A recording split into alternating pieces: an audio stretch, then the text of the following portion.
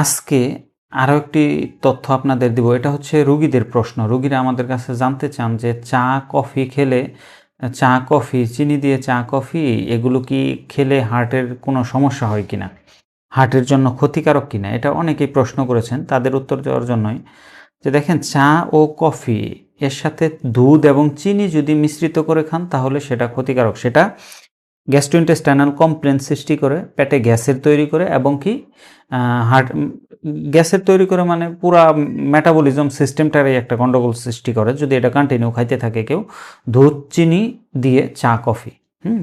এটা খেলে gastrointestinal complain মানে পেটের সমস্যা তৈরি হবে, সাথে এটা ক্ষতিকারক, এটা খাওয়া উচিত নয়।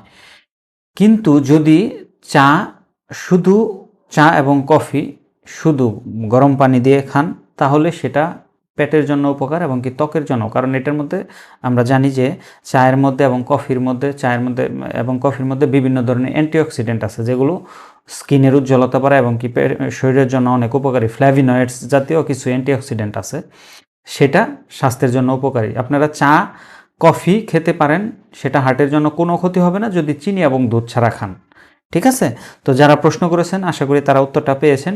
আপনাদের যদি আরও কোনো কিছু জানার থাকে আপনারা আমাদের ফেসবুকে, ইউটিউবে বা চেম্বারে আমাদের প্রশ্ন করতে পারেন। সঠিক উত্তরটা দেওয়ার চেষ্টা করব।